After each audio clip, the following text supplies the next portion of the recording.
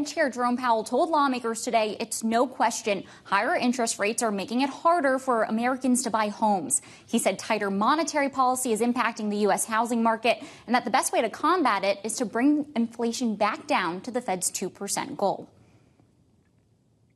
The most important thing we can do for the housing market in the medium and longer term is to get inflation under control so that interest rates can come down, so that we can get back to a more normal interest rate. Mortgage applications dropped significantly when the Fed started raising rates in 2022. They sunk to nearly 30-year lows and have since flattened out.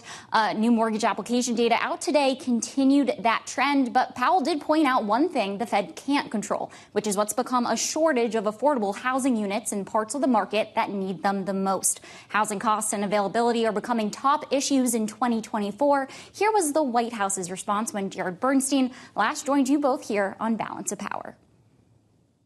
This president has a plan to add 2 million units of affordable housing. We've also provided pretty extensive rent assistance to folks already. We're actively trying to help expand the supply of affordable housing. But boy, do we need Congress to work with us on that one. As for Republicans, housing affordability is what's called a plank in the party's 2024 platform, with a focus on cutting regulations related to owning and building homes. Ben Carson, the former housing secretary under former President Trump, put it this way on debate night.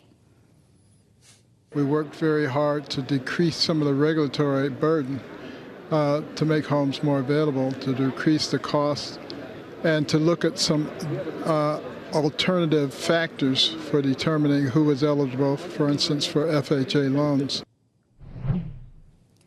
We're waiting on tomorrow's CPI report for June. Housing costs have been a sticking point for inflation. Joe and Kaylee, last month's shelter reading was up 5.4% year over year. That's tough, Tyler, as we consider data bleeding into politics. To your point here, shelter costs are something that could haunt Joe Biden and Democrats throughout this cycle.